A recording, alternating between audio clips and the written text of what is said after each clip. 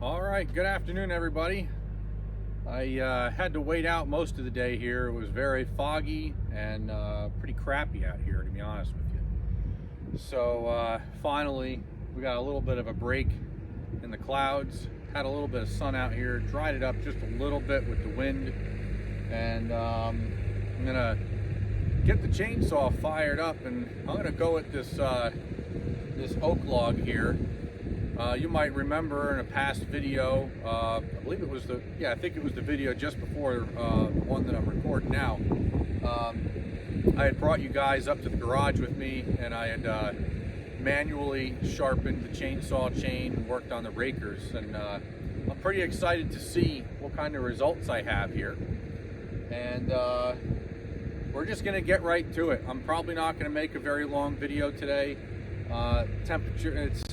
The temperature is not awful. It's just the breeze. It cuts right through you, and it's one of those things where it's too hot to wear a jacket, and maybe even a little too chilly with the breeze to just be wearing this. So once I get to swinging that chainsaw around, hopefully I'll warm up a little bit, and we'll get at it. But let me get this excavator fired up here, get this log up off the ground. And I got the 460 all warmed up and ready to go already, and we're gonna go for it. We'll have to see. Who knows? It could be a real belly flop on my sharpening skill.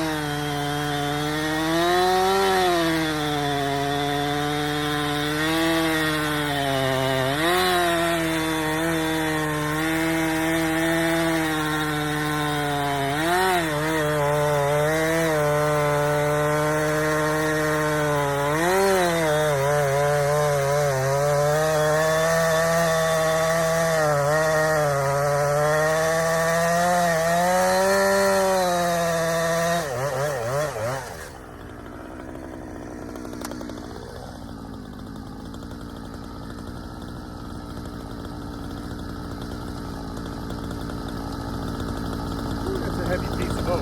Holy.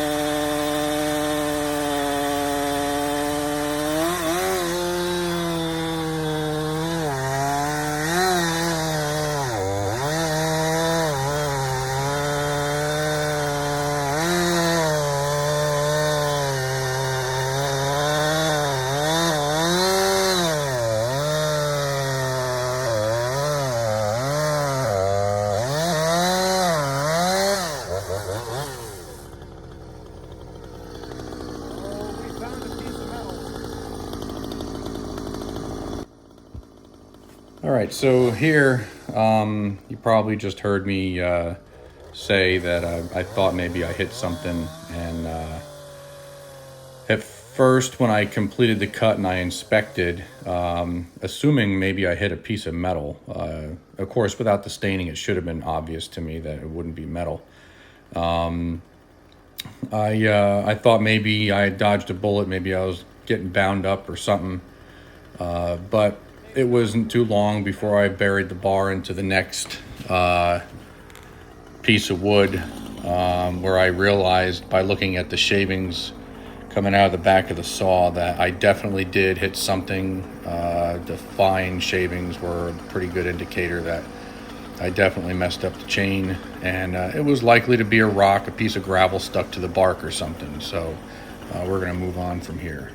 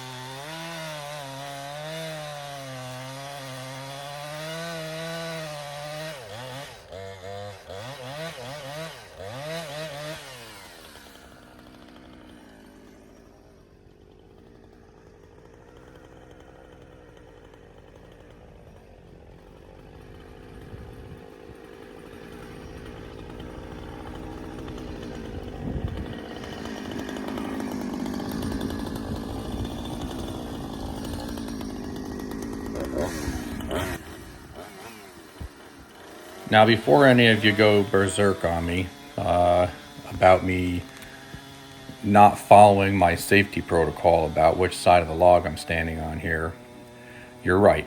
And, there are risks that we take when we get a little bit too comfortable with our equipment and, our workspace and things like that. However, the only excuse that I have is the saw. The handle on the saw would not allow me to stand on the other side and get close enough to my mark, to make this cut from the other side. So I think in the back of my mind, I didn't want to put the log back down, at least quite yet, because, in fear of making the chain worse by, hitting the ground before I got the log cut through completely. And, that log was extremely heavy for my mini excavator to pick up. And I think where I picked up the gravel in the bark was when I was trying to maneuver that log earlier in the video. I had to kind of drag it a little bit from the side of my machine toward the horse trailers because I didn't have enough weight to lift it up off the ground entirely. So I had to kind of nurse it, dragging it around to the side with the support blade, and at that point I was able to pick it up. But so that's my excuse, and I'm sticking to it.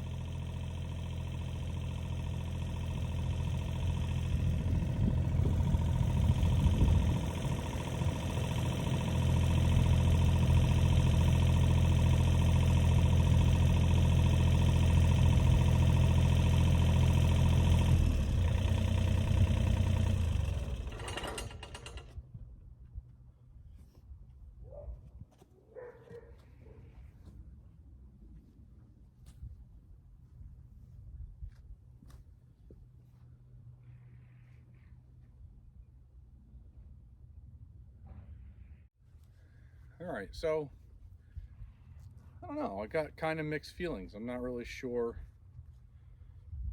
I mean, it cut good. I almost wonder maybe if I took too much off the rakers, which I guess is a reality, in the way that that combination file works. I guess the reality of that is you could potentially take too much off the raker. So I don't know. I think what I'll do is I have, not that I have another perfect specimen like this one. This was a lot of log, and there was no rot at all. So I mean, it was very much, definitely solid oak. So yeah, I think I'm gonna maybe take one of my brand new chains. I'll throw it on there. I'll see what that feels like. Unfortunately, I'm not gonna be able to do a back-to-back comparison. Like I said, today I'm not gonna be doing a whole lot more than what I'm doing right here now. Tomorrow I'll be down here splitting up some stuff and getting all this maple out of here.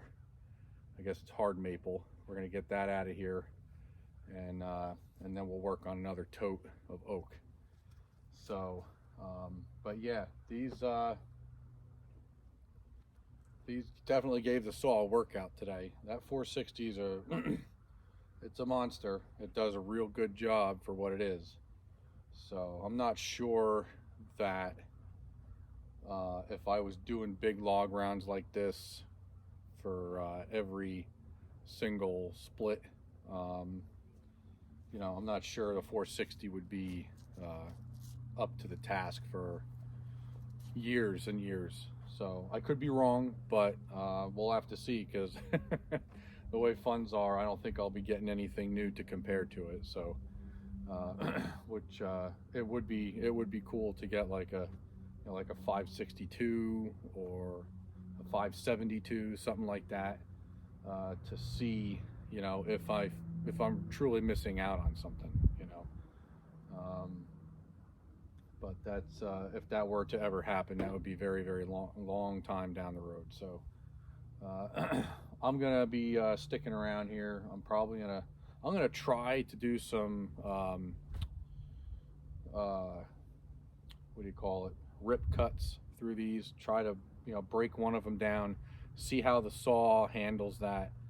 If it seems to be too much, then I just might have to muscle through it, you know, get it up on the splitter with the excavator and just let the other half just fall off the other side.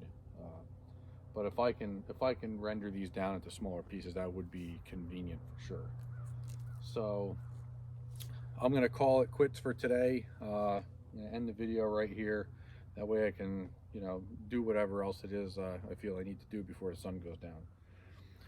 If you guys could like, comment, subscribe, and just leave a comment down below. It'd be really awesome. Get some more thumbs up, get some more comments to help me get out there further. And who knows, maybe I'll see you tomorrow.